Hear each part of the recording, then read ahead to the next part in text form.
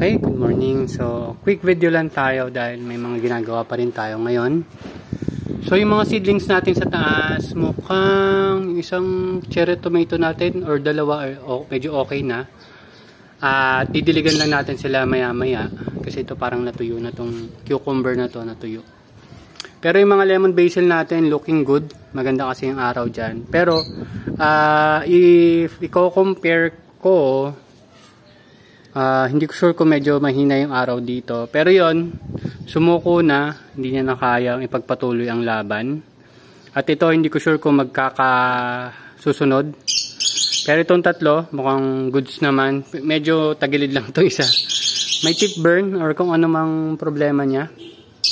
So, hindi masyado maganda yung olmete natin nung April 5.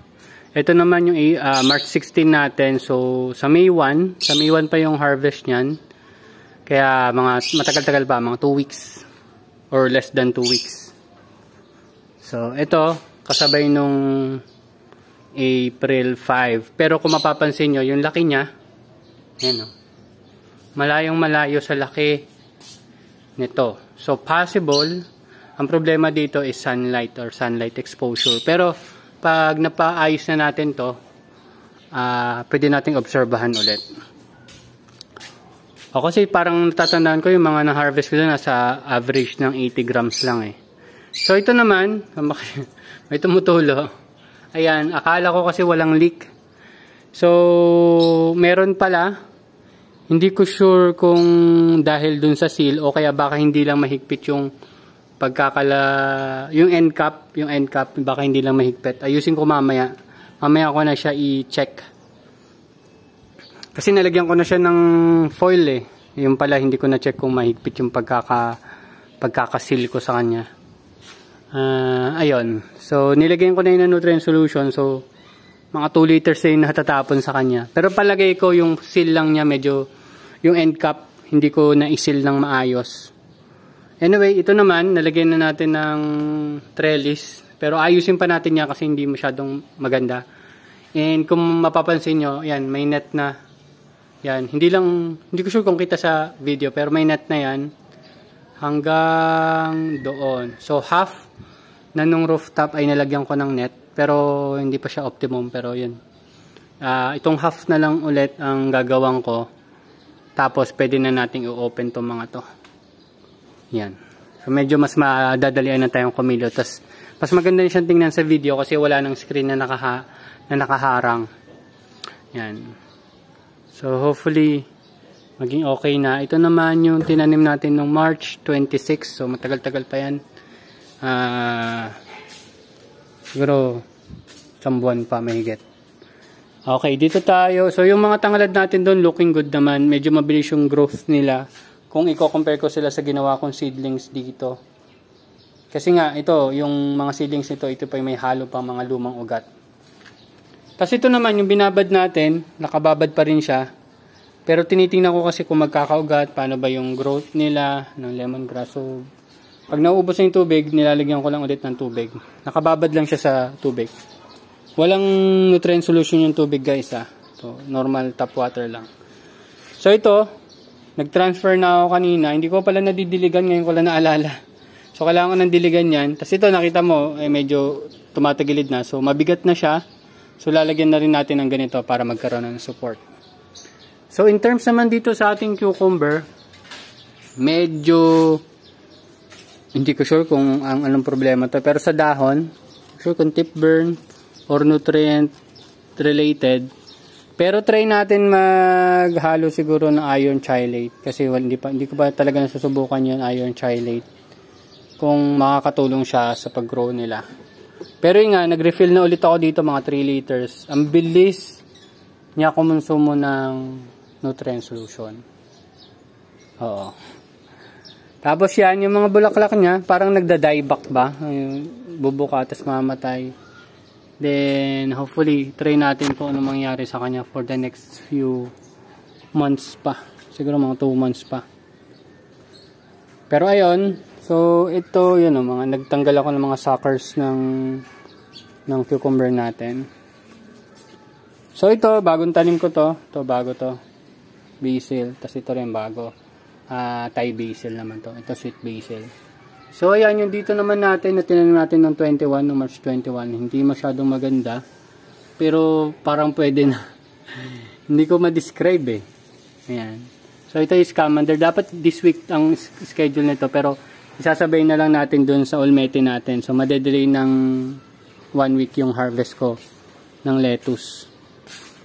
Kasi yung lettuce na na-harvest ko last time, hanggang ngayon na lang maubos na yun eh. Ayun. So, hopefully magkaroon din tayo ng insight kung ano mangyari dito sa tanim natin ng cherry tomato, cucumber, and bell pepper. So, kung ano yung mas madadalian tayong itanim, yun yung ipagpapatuloy natin. Pero, magta-trial pa rin tayo sa mga cucumber at kung ano-ano pa. Trial lang muna. Pag nagamay na natin, tsaka natin dadamihan, didiskarte yan. Yan. So, ito, yung sweet basil natin. So, flowering na. Dito ko na lang sa gilid dyan. Recently kasi, ang lakas ng hangin. Kaya, medyo nahihirapan din siguro sila. Pero, ayan. So, once ma-cover ko na tong buong rooftop, baka ito, maliban sa lemongrass, magtanim din tayo ng basil plant dyan. Tsaka dito, basil din. Tapos magiging mas madalas yung pruning ko nito. Kasi ayaw natin na masira niya yung net. And hopefully, mag-improve naman tong talong. Ayan. So, ayan. So, yan yung reason na ginagawa natin ngayon. Tapos itong mga aloe vera dito, medyo, ayan, makita may putol-putol. Pinagpuputol ko sila kasi sobrang haba nila. Lalagyan ko pa nga ng pabigat yung net doon sa labas para medyo, yan o, tinatangay siya ng hangin. Wala masyadong pabigat. Pero yan, gagawin pa natin ng paraan yan. So, sa ngayon, nakakover pa rin sila. Yung mga usual na nakakover natin. Hanggang hindi ko pa siya nakakoveran all throughout nitong rooftop. Pero hopefully ngayon or early tomorrow, matapos ko na. So kung mapapansin nyo naman, itong bell pepper natin, malayong size doon. So ibig sabihin, maganda talaga yung sikat ng araw dito kung i-compare ko doon. Yan. Yun lang. So, far so good. So tingnan natin kung ano mangyayari dito sa ating mini experiment. So nagre-refill ako. So based sa mga fruiting plants natin dito, talagang mabilis sila kumonsumo ng nutrient solution. So, ayan. Okay, so yun lang naman update natin ngayon. So, dapat magta-transfer na ako dyan kanina. Kaso nga, napansin ko may leak. So, hindi muna, pero higpitan ko mamaya after lunch kasi nagugutom na ako. Tapos, balitaan ko na lang kayo. So, ayan, ito yung ito yung soonest na i-harvest natin. So, possible, yung tanim ko doon, yung tube ko doon, baka ilipat ko na lang dito. Tingnan natin kung kaya yung 10 or mapagkasya natin siya dyan na 10. Kahit may mga ornamental. Sa palagay ko, tutubo naman siya. Then, ayun, may budget na dito. Pero partial lang. Hanggang dito lang yan. Yan, yung frame na yan. So, parang trapezoid ba? Itsura niyan. Yan, trapezoid. Yan. Susundan dito. Partial lang yung magiging convert natin. So, polycarbonate na 2-layer polycarbonate. Hindi yung solid kasi masyado mahal yung solid. So, kailangan daw ng 15 polycarbonate na 2-layer. At kada isang bubong ay 2,000. So, dun pa lang sa bubong. 30,000 na yung gagastusin ko. Pero, yan. Hopefully maging okay naman. Approximate niya, kailangan materials nasa 35,000 kasi yun nga, may mga accessories and kung ano-ano pa. Pero tingnan natin. Yun, maglalabas tayo ng kaunting pera para mas ma-improve natin yun dito. And nagbabalak na rin ako ng NFT. So baka dito natin i-set up kung ano man. So, ito yung compost ko. Yan. Compost yung parehas. So yan, yung mga compost nilalagay natin dyan paminsan-minsan sa mga ano natin, sa mga soil. That's it. Thank you very much. And update ko na lang kayo sa susunod. And sana dapat bukas ay kumpleto ko na to. So magpupurun-purun lang tayo. Makita mo yung mga lumalabas sa mga sanga. Pero tingnan natin. Yun lang. Bye-bye.